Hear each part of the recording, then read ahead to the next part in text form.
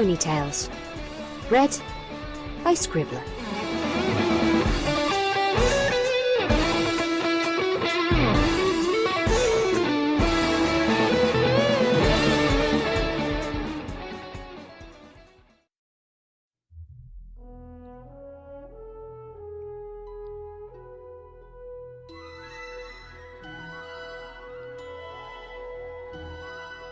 My Limitless Lily by Alonzo Brony Guy.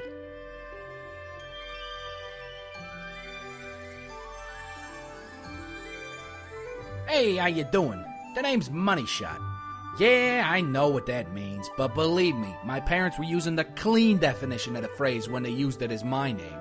So you better not let me hear any sex jokes, got it? They were actually kind of right, and my parents, that is. They named me Moneyshot because the minute my ma had her hooves on me for the first time, my dad snapped a pic. Dad's a photographer. It kind of runs in the family. Anyway, he takes this photo of me being held by my ma. Now, she ain't had a minute to clean up or brush her hair, preen or nothing, so she looks, well, she looks like she just went through labor for like 6 hours. Because, you know, she kind of just did. But my ma never really cared how she looked anyway. Now me, I didn't look too good either. She only had like 2, maybe 3 minutes to get me cleaned up before Dad starts getting his camera ready, grinning like crazy and lining up the shot. She gives him this cute little smile like she does in almost every picture he has of her, and believe me, there are a lot. And she tilts her head and holds me up so that my face is right next to hers. Now my dad always uses one of those cameras that prints the picture out right when you snap it. I prefer the more sophisticated stuff, but Dad always hated waiting to develop film. I tell you, it was harder for that guy to wait for a picture to develop than it was for a foal waiting for presents on heartwarming. Anyway, once they have the photo, it's like the best thing since sliced bread. Seriously, you'd think I've been born in Alicorn or something. Sorry, I'm rambling again. I tend to do that. Anyway, what I mean to say was that the picture was so good, my dad called it a money shot, and next thing you know, that's the name on my birth certificate. But you didn't come here to hear my life story, did you? Nah, of course you didn't. It ain't that interesting anyway. Nah, you're here for me to tell you the story of Lily Valley. If you don't know Lily, you're missing out. She's seriously the prettiest mare you ever saw. She's smart, she's funny, the whole shebang. I know saying a girl's awesome and following it up by saying she's smart and funny is kind of cliche, but she really is. Plus, that girl's got a body that just will not quit. She's also, and this is the best part, my mare friend. So when I say she's hot, just take my word for it. Don't go looking where you shouldn't. Got it? She wouldn't appreciate you looking back there anyway because, well, we'll get to that.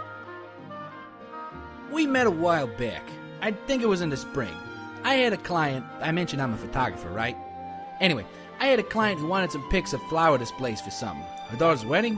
Whatever, it's not important. Now, I can take nature shots as good as the next guy, but the flowers this mare wanted in the pics weren't the kind you could find in any old park. So I headed down to the flower shop to see if they'd let me get some shots of the flowers I needed. I give you one guess who was working that day. It wasn't love at first sight or anything. That kind of crap only happens in stories. But I'm a pretty normal red-blooded stallion, and I did notice that she was pretty cute. Anyway, I tell her about my predicament and ask if she can help me out. I even tell her I can give her a couple bits if she wanted. I didn't need to keep the flowers, I just needed to borrow them for a few minutes. She talked about it with her boss, this other mare named Roseluck. Now, Roseluck is a really savvy business pony.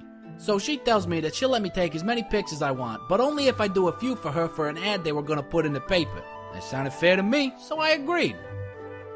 Now, I don't know nothing about arranging a bouquet, so Lily says she'll help me. I told her the kind of flowers and colors I needed in it, and she got them. She even put some of that extra stuff to make it look nicer. She's real OCD, so all of them had to be placed just right, and it took a while. I didn't mind, though. We got to talking while she worked. Plus, her back was turned to me, and like I said, she's pretty cute. But, don't look at me like that. I'm not some kind of perv or anything. I looked away when I realized I was staring. It was only like 2 seconds. Okay, maybe 3. Anyway, we hit it off pretty well, and by the time I'd had the pictures I needed, plus the pictures I took for them, I'd asked her out for coffee. After that, we went on a couple dates. She really liked going on picnics, so we did that most of the time. Every now and then, I'd take her to a restaurant and we'd have a normal date, but she liked being outside most. She loves nature, seeing the beauty of it. Now, don't get me wrong, I like looking at flowers and trees and stuff as much as the next guy, but if given a choice, I'd rather do something a little more exciting. With Lily, though, it was different. With her, I could sit and stare at plants all day. She just had this way of, I don't know, making you see how pretty something really is.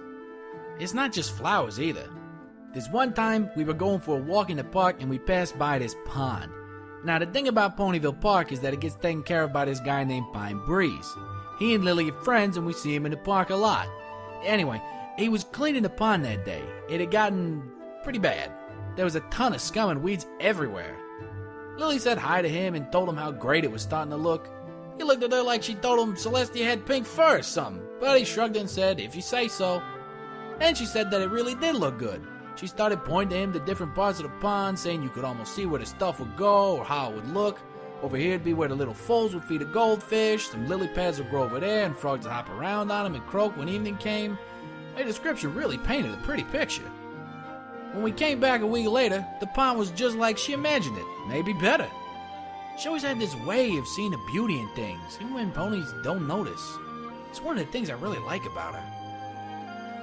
And we're pretty normal as far as couples go. Yeah, we have some fights, like when I get impatient with her obsessing over every little detail, but we always manage to work it out. We've been dating for, let's see, I think it'd be almost 2 years now, and with everything we've been through, I can honestly say I never want to be without that awesome girl. Eh? Oh, sorry. The way I make it sound, everything's been peaches and cream. Trust me, it ain't always been like that. There was this one time, I tell you, it still scares me when I think about it. I thought I lost my girl forever. We've been going out for about 8 months or so, somewhere in that range. I got done with a project a little early and was going to stop by and give her a surprise visit. Since she works with flowers, they don't really do as much for her as they do for other fillies. I had to learn pretty quick what she liked when we started dating. I found out she likes these little candy fruits that Bonbon sells. They're a bit pricey, but I still get them for her every now and again, especially when she's getting real panicky about making a big order perfect. That, or when she's mad at me for something. I bought a box for her and was going to take her out for a nice picnic dinner that night. As I started walking down the street the shop's on, I see this big dark cloud. I thought it was kind of funny because the rest of the sky was all clear and sunny. Then I realized it wasn't a cloud. It was smoke. And it was coming from the flower shop. I started running as fast as I could. I knew deep in my gut that something was wrong and it scared me bad enough I didn't even have the sense to use my wings.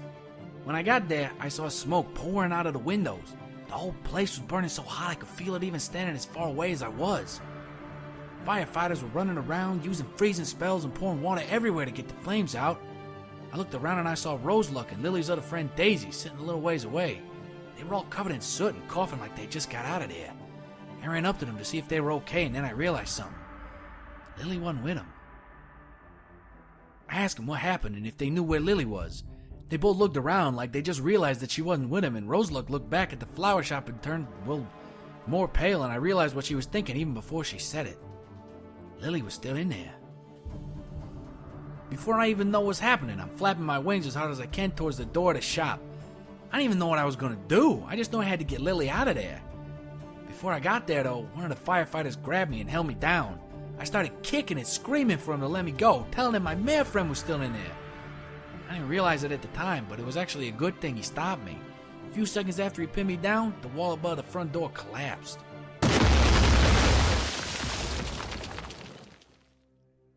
Eventually, I got too tired from struggling and just lay there numb.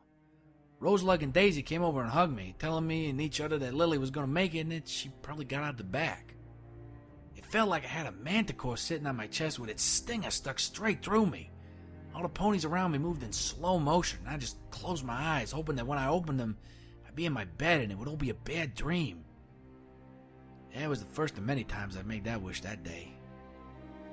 We waited, I don't know how long. The building was just about to collapse when they found her. When I heard what was going on, I thought I was going to be sick. They were getting her out on the ambulance cart.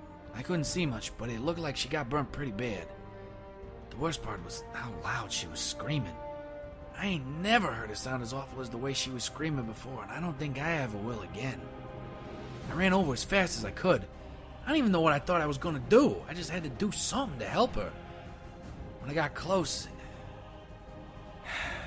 Sorry, it's just the thought of seeing her like I saw her that day still makes me sick. I'd read a couple of gory books, you know, the kind where some psycho kills ponies and puts them in a cake, or that one about the weather factory, which is total horse apples, by the way. They're not my favorite, but a couple of them were okay. Anyway, when I saw her, it made some of those books look like something you'd read to your kid at bedtime. One thing I'll never forget is the smell. Needless to say, the lunch I had eaten a few hours earlier reared its ugly head. They gave Lily something to knock her out and rushed her to the ER. I flew after the cart and Roseluck and Daisy ran.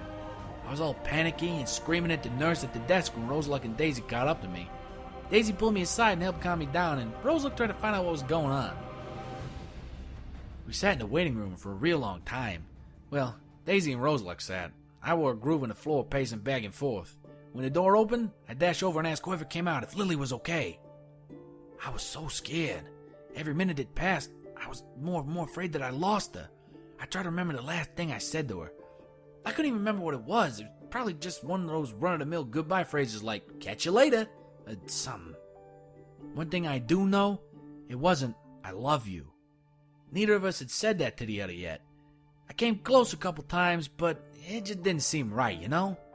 The first time saying something like that should be special, and whenever I wanted to say it, the moment just didn't seem right. I knew Lily wouldn't really care when I said it, but what can I say? I like doing romantic stuff like that for my girl. I wished then that I'd said it when I had the chance. When the doctor came out, it was really late. Daisy's fiancé, Colton, had come by and sat with us for a while, and he was there. The doctor, he looked like he'd been through Tartarus and back. He explained to us that, in addition to some smoke inhalation, Lily had gotten pinned under a collapsed beam and had second and third degree burns all over a lot of her, especially her back legs. He almost couldn't tell us the last part, and I swear I saw tears in his eyes when he did. The burns on Lily's back legs were so bad that they'd had to amputate them. Now, I'm a Pegasus, and I don't know a whole lot about Earth Pony magic and stuff, but I knew enough to know why Roseluck, Daisy, and Colton all gasped and looked as scared for Lily as they did. And Earth Pony's legs are what's really important to them, even more than a unicorn values their horn or a Pegasus values their wings. It's why a lot of them will break more than a few bones in your body if you call them lame. A lame Earth Pony can't work, so I guess that means they think they're worthless.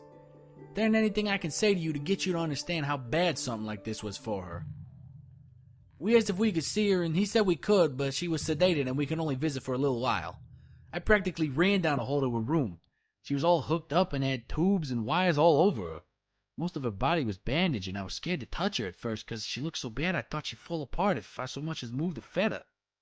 I went up to the side of her bed and just stared at her for a while. Her chest was moving up and down, and that let me know she was alive, a fact that I thank Celestia for every day. The four-hoof closest to me wasn't wrapped up much, so I just held it. I didn't really know what to say. I wasn't even sure if she'd hear me if I did say anything. All of us just stayed there with her until the nurse came in and said it was time to go. I didn't want to leave. I'd come so close to losing her, and I never wanted to go through that again. Before I got up, I took off my hat and just set it down where she'd see it. I guess I wanted her to know I'd been there if she woke up. I told her I loved her then, even if she couldn't hear me. I didn't want to leave her without saying it. I was up all night. I never felt so helpless before. The mirror I loved had something so bad happen to her, and there wasn't a darn thing I could do. I came this close to buying a ticket to Canterlot and begging the princesses themselves to do something. When I got back to the hospital the next day, I sat with her until she woke up. I'm glad the nurse was in there changing the bandages at the time, because I never would have had it in me to tell her what happened. I tried not to cry, to be strong for her when she found out she'd never walk again, but I didn't last long. All I could do was hold her and let her know that I was there. Daisy and Roseluck came to see her a while later. Roseluck was all hysterical. She kept on apologizing and saying she didn't mean to do something. When we got her to calm down, she told us that they'd found out that the fire had been started when the hot plate she uses for her coffee had short-circuited. The four of us stayed there with Lily that day. We didn't say much, we just held on to one another. The next couple of weeks were pretty rough for all of us, especially Lily. Her bandages had to get changed every day so that her burns wouldn't get infected. She was on a lot of pain meds for a while, so she was kind of out of it a lot of the time. It was really hard for her to get used to at first, Sometimes she'd ask me to lie in bed with her and spoon, and she'd have me move my legs around under the covers so it kind of looked like she still had hers. She told me once that sometimes she could still feel her legs. Sometimes she felt an itch and she'd go to scratch it without thinking. The doctor said it was because her brain didn't really get that her legs were gone. I visited her a lot and stayed as long as I could. Sometimes I didn't really know what to do, though. I tried not to look at where her legs used to be, but I think she noticed. For a while I tried keeping a brave face and smiling for her, thinking maybe it would help. She didn't like that too much.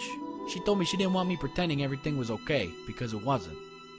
One thing I never stopped doing, though, was telling her I loved her. I told her every day. I never stopped bringing her flowers either. Her friends gave me any flowers they could spare to keep her room looking cheerful.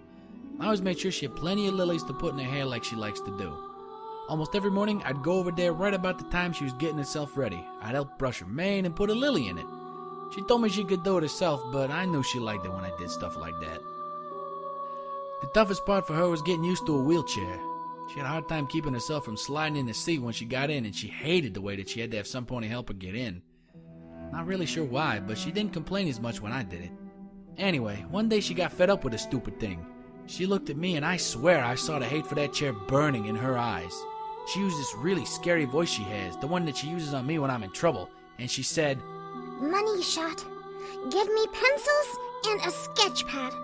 I'm never touching that chair again.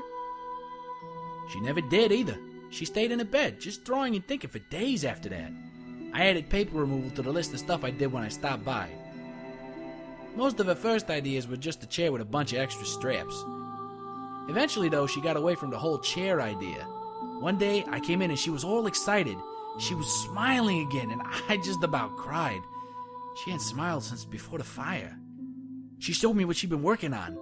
It was kind of like a wheelchair, but it only had 2 wheels and it didn't have a back, just a padded seat.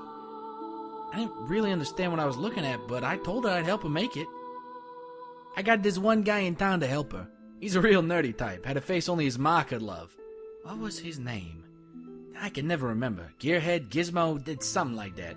Anyway, he and Lily talked and he took her drawings to this lab or whatever. When he came back, he'd built the thing that Lily had drawn. I still didn't see how she was going to sit in it. Couldn't even stand up on its own. Turns out she never planned to sit on it. She had me and what's-his-name hold it up and help her out of bed and set her back in on the thing. Then we wrapped this leather strap around her waist. When she told us to let go of her, I couldn't at first. I was afraid she'd fold. She told me it was okay. I trusted her, but I still kept close by in case she needed me. The thing wasn't perfect. It was a little too high, so the nerdy guy said he'd readjust it. But it still worked. Lily stood there with the biggest grin I'd ever seen. She told me to go stand over on the other side of the room. I didn't want to leave her side, but she gave me this look that I just can't resist.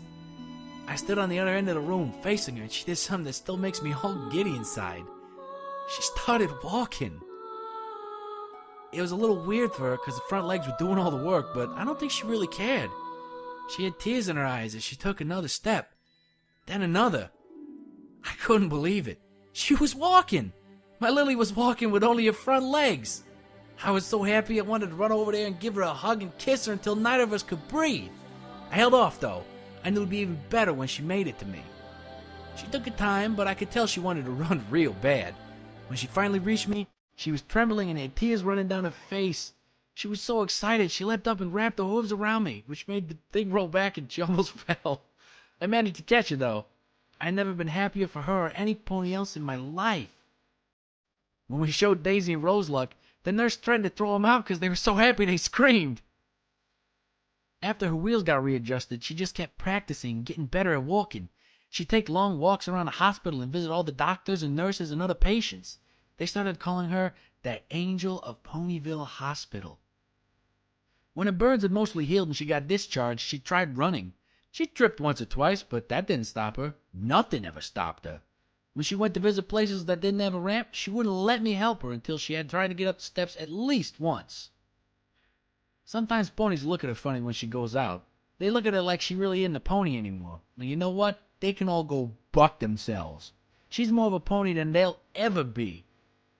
I don't know if she's seen how she gets sidelong looks from some ponies, but if she has, she doesn't let on.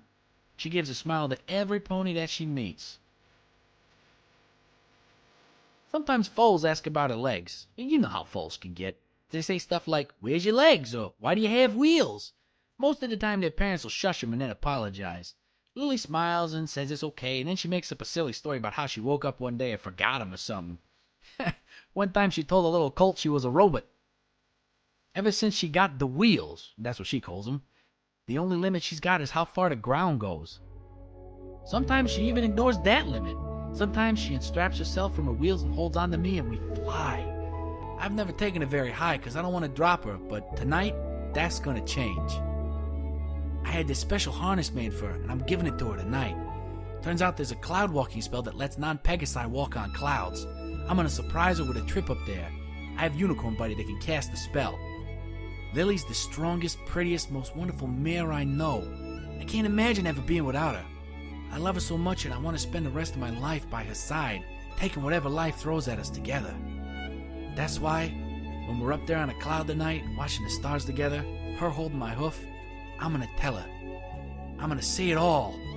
I'm gonna tell her how much she means to me. And then I'm gonna ask her to marry me.